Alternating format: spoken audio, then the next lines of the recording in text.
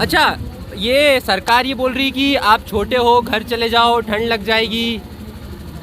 अरे मोदी को एक चीज बताऊं, मोदी अगर तेरी तरह ना सबने अपनी बीवियां छोड़ दी तब ये देश कैसे चलेगा। मोदी जी, आपको तो ये पता नहीं है कि जो बच्चे भी हैं ना उनमें कितनी ताकत होती। मैंने एक शायरी से बनाई, जी जी। बच्चे होते हैं कच्चे, अब तो ये हो गया बच्चे होते हैं पक्के और मोदी होता है कच्चे। मोदी तू तो कंबल में सोता है, तू हीटर में सोता है, तू बंगलों में सोता है, और ये अन्नदाता जो किसान है वो सड़क पर -डिग्री में बिना कंबल के सोता।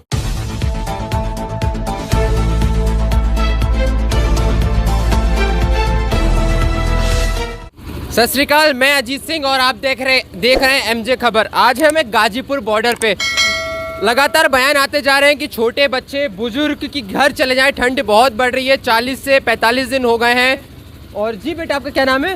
मेरा नाम गुरप्रीत सिंह, जिला मेरठ। अच्छा, आपकी एज कितनी है? 8 साल। 8 साल। कहाँ से आए हो? मेरा ड्राफ्टी से आया हूँ, पर मेरी मम्मा है सहारनपुर में, मैं उनके साथ रहता हूँ। जी जी जी। अच्छा, ये सरकार ये बोल रही कि आप छोटे हो, घर चले जाओ, ठंड लग जाएगी।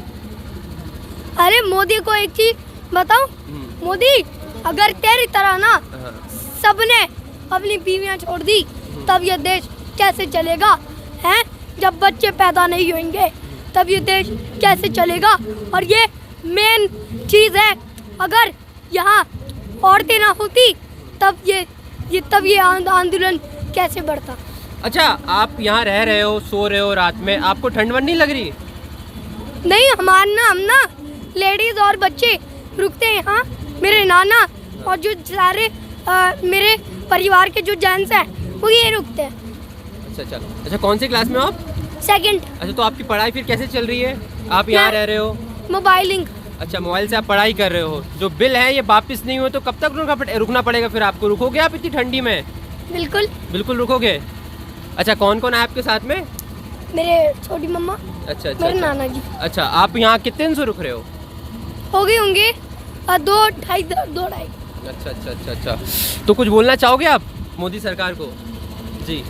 मोदी जी, आपको तो ये पता नहीं है कि जो बच्चे भी हैं ना उनमें कितनी ताकत होती है।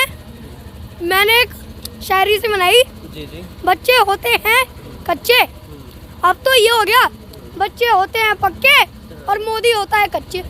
मतलब मोदी के मतलब अंबानी अडानी के नौकर हैं कच्चे। वो तो कह रहे हैं कि अडानी अंबानी को जमीन नहीं बिकेगी आपकी। वो बेच देंगे, वो नहीं बेच सकते। जब तक ये जमीनों का किसान है ना तब तक हमारी जमीन पे वो पैर भी नहीं रख सकते। नहीं, वो भी ये भी बोल रहे हैं कि ये जो बिल है ना इससे आप लोगों का बहुत फायदा होगा। मैं एक चीज बताऊं, वो जब करोड़ों के बेडवे करोड़ों की गाड़ी में घूमते हैं तब अगर वो हमें लाखों पैसे दें, मतलब MSP फिक्स रेट करते हैं 100 मतलब 400 1 2 5 6 हज़ार की, तब उनका क्या चल जाएगा।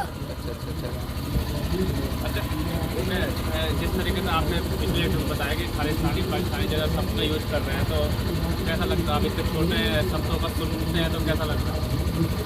बहुत बुरा, क्योंकि यहाँ सब बुजुर्ग भी हैं, उन्हें कितना गंदा लगता होगा।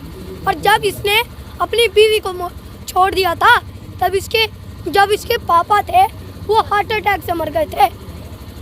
तब अगर सब ने छोड़ दिया तब यहाँ जो बुजुर्ग हैं वो उनका क्या हाल है। अभी आज कुछ लिख के लाए थे आप, क्या देख के पढ़े? तुम्हें डायरी है? मैं मोदी तू तो कंबल में सोता है, तू हीटर में सोता है, तू बंगलों में सोता है, और ये अन्नदाता जो किसान है वो सड़क पर -डिग्री में बिना कंबल के सोता है। अभी तो कह रहे हैं कि आप लोग घर चले जाओ आंदोलन छोड़ के, बच्चे हो प्यारे प्यारे।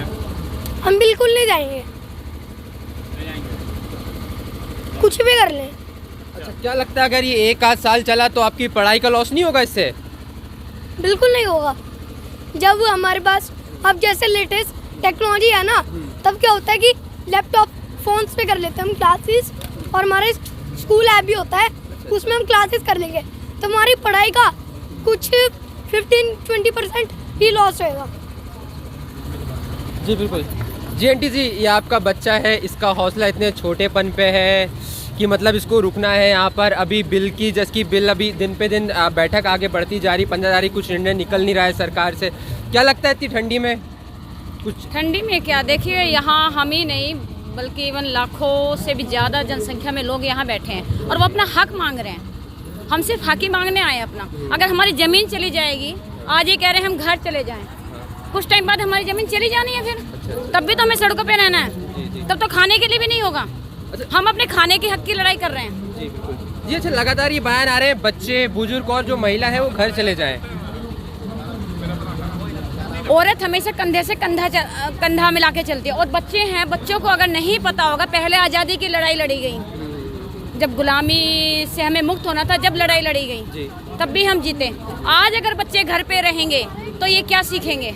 इन्हें पता होना चाहिए कि ज़मीन हमारे लिए क्या मायने रखती है। जब यहाँ आते हैं, जब इन्हें पता है कि ज़मीन हमें किस तरह से पहले छीनी थी, जो दूसरी आज़ादी की लड़ाई है ये हमारे लिए। जी ना जी, क्या लगता है कि अभी जो 15 तारीख सरकार से बैठक होने वाली है, एक कमेटी बना दी है 4 लोगों की, एक ने तो आज इस्तीफा दे दिया, भूपेंद्र सिंह मान ने जी, और जो ये 4 की जो कमेटी बनी है, ये चारों के चारों पहले से ही मोदी का सारी बातों का ये समर्थन करते हैं, और इनको तो कहीं ना कम से कम इनमें 2 को राज्यसभा का टिकट मिल जाएगा।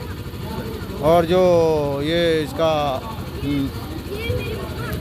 इन मोदी ने क्या किया कि ये मोदी परेशान होकर इसने इस गेंद को कोर्ट को दे दिया, भाई इसे कोर्ट सुलझाएगी, क्योंकि कोर्ट में कोई भी किसान नहीं गया, किसान तो उसमें गया नहीं।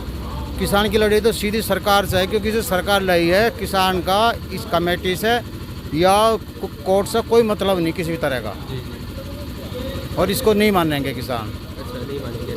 और जो ये कह रहे हैं कि भाई वो ज़मीन नहीं जाएगी, जैसे आप बच्चे से पूछ रहे थे, जी जी बिल्कुल, ज़मीन का मतलब सीधी नहीं जाएगी, लेकिन उन्होंने कानून में इस तरह का वो किया है, जैसे मान लिया मैंने अपना खेत दे दिया कॉन्ट्रैक्ट पे, और वो मुझको अपना बीज देगा अपने रेट पे ट्रैक्टर देगा, अपने रेट पे खाद देगा, अपने रेट पे बीज भी दवाई देगा, कीटनाशक दवाई, वो बहुत महंगा बीज देगा। जैसे मान लिया गेहूं का बीज देगा, नया बीज है, वो उसको 1000 गुना महंगा देगा हमें। उसके बाद में जब वो आएगी ना फसल जी, तो फसल में पहले तो ये है कि जैसे फसल उगाई तो ये फसली ऋण होता है, वो हमारी फसल, हमारे खेत में जो फसल होगी वो उससे पहले से लोन लेगा वो कंपनी, और वो हमारी ज़मीन पे चढ़ाएगा लोन, और जब वो आएगी फसल, वो उसमें कुछ ना कुछ कमी निकाल के, या भाई तुमने यहाँ पे सही काम नहीं किया, मतलब बीज उसका, खाद उसका, सब कुछ का, लेकिन उसकी गारंटी हमारे ऊपर, किसान के ऊपर छोड़ दी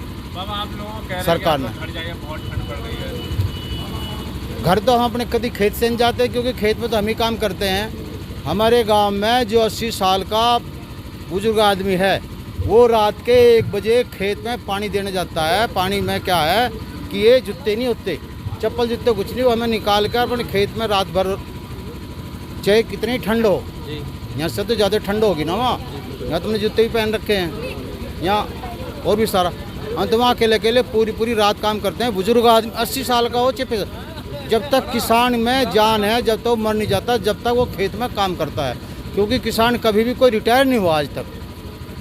बाकी तो सब रिटायर होते हैं ना, 60 साल में रिटायर हो गए, लेकिन किसान कभी रिटायर नहीं होता। किसान तो रिटायर जब होता है जब वो भगवान के यहाँ जाता है, वो तो हमेशा काम करता है।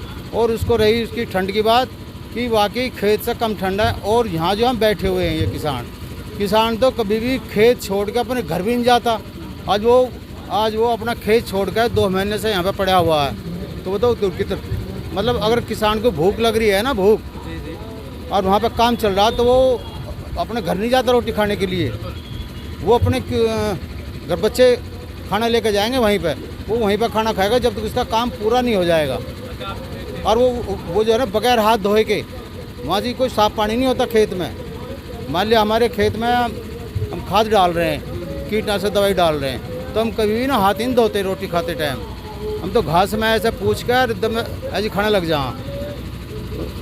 अच्छा बाबा जी, अपना जो सुप्रीम कोर्ट में 4 लोगों की जो कमेटी चुनी थी उनमें से एक अनिल करके है। अनिल ने कल भी ये बयान दिया कि इतने सालों में ये पहली सरकार है जिसने किसानों के बारे में कुछ सोचा और ऐसा बिल निकाला। उन्होंने पहले से ही ये सोच के ये चारों ऐसे रखे हैं कि जो शुरू से ही सरकार का समर्थन कर रहे हैं और इनको उसे सरकार ने न कोई लालच देके, क्योंकि बहुत सारे हैं ऐसे अंधभक्त हैं और जिन्हें कुछ भी नहीं मिल रहा, लेकिन इनको तो मिलने वाला है बहुत कुछ कि किसान जब इसको मानते नहीं, अगर इनको कोई कमेटी बनानी थी तो कम से कम 41 की 51 की बनाते, 20 अपनी तरफ से देते, 31 इनको बोलते किसान संगठनों को, भाई तुम अपने आदमी कमेटियाँ भेज दो, आपस में मीटिंग करेंगे, जो भी फैसला का वो होगा। तो किसान का तो उसमें एक भी हकदार नहीं, वे सारे वही हैं कि उनके तो लेख पहले से आए हैं कि ये तो बहुत अच्छे आए हैं, ये आए हुए, ये तो पहले से इसका समर्थन कर रहे हैं। तो रेस की बात कि आज तक कोई भी सरकार ने कुछ भी कहा तो ये ना इसका उल्टा ही करती है, ये तो झूठ के अलावा कुछ है ही नहीं।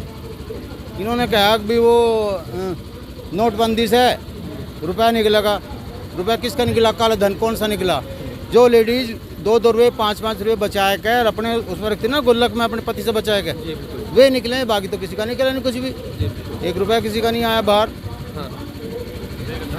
ओके, जिस तरह से आपने देखा, छोटे बच्चे का हौसला देखा, बाबा जी से बात करी, बाबा जी ने बताया कि जो 4 लोगों की कमेटी चॉइस करी है वो भी पहले से ही एक सोची समझी साजिश थी, क्योंकि वो चारों ही अब जो बिल था उनके फेवर में थे।